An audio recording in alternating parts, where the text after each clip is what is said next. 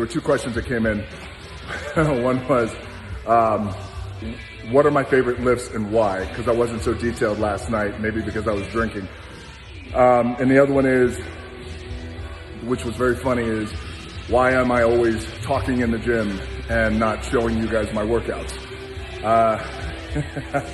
The first part to that is, well, the reason why I'm not showing you guys my workouts is because I'm sensitive. Maybe I'm oversensitive, but millions of you around the world, millions and millions of you around the world can't get to a gym.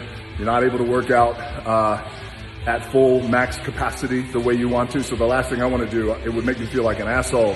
So I'm like, hey guys, look at me, look at the workouts I'm having. This is great, look at my gym. I'm just not going to show that. That's just not my style. Just know that I'm working extremely hard. And, I don't take this shit for granted that for years I've had my own personal gym. So I don't want to waste any time. You can live vicariously through me if you're not able to get to a gym. I promise you, I have built up enough intensity and rage every day while we are all dealing with this pandemic. So that's the only reason why I'm not showing you guys how I'm training. Just know that I'm working really, really hard. And maybe once things starting to flatten a little bit, we start seeing a little bit of light at the end of this tunnel, one day at a time, which it seems we are, which is really nice and encouraging, then maybe I'll start showing you guys my training. The other thing is what are my favorite lifts and why, and what would I recommend for you guys to train once you guys are back? The second part to that answer, really that's up to you. My favorite lifts in the gym, honestly, it's everything. I learned at a very early age to make sure that I was training full body always, and never wanted to be the kind of guy who only trained upper body or only trained my chest or my arms and neglected my legs, or just trained my arms and nothing else.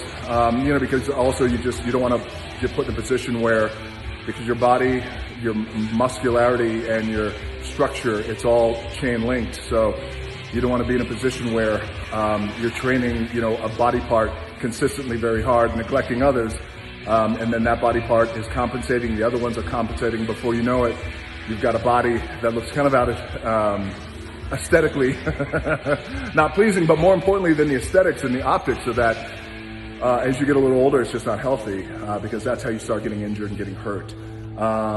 What would I recommend? But my favorite, not only full body, but in particular, I always make it a point to make sure that I'm really training my lower body, my quads, my hamstrings, glutes, my calves. A lot of dudes, we get a bad rap because they only want to train their upper bodies. Boys, don't neglect your lower body. It's the most important thing you could do, because when you train hard, especially if you're training legs hard and you're doing squats, whether they're heavy squats or squats for the burn at the end of your workout, the lower body, when you train it hard, it's the biggest muscle that you have, basically the biggest muscle group that you have that requires the biggest output of energy. And you stress your entire body, your adrenal glands, you stress everything in your body, your brain, everything gets stressed. But if you train right, everything gets stressed in a great way. So if you're looking to lose weight, that's a good way to lose weight, is to make sure that you're focusing on your lower body too. And so I just always loved, training my lower body, because it's our anchor. And these are my wheels. You only got one set of wheels. And what I would recommend for you guys who you don't have the opportunity to train right now, when this bounce back happens, and the bounce back is going to happen, and you guys who don't have an opportunity to train, men and women, you're going to come back like a bull in a china shop with the intensity and the velocity of a runaway train. You guys are going to train like beasts.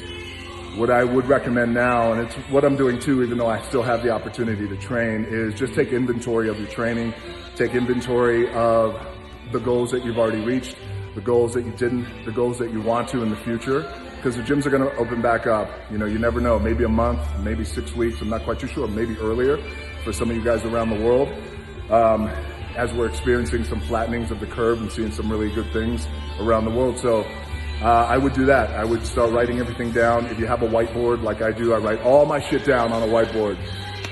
If you don't have that, just write it down, your notebook, paper, whatever it is, or in your phone, type it in your phone. But I would take mental inventory on everything you have going on in terms of your training and where you want to see improvement, what your challenges are, and also embrace the wins, the big wins. If you had some big wins already in 2020 and you made some great gains, great, embrace it, and let's build from there. So thank you for your questions. I appreciate it. Keep them coming, and most importantly, stay healthy. Talk soon.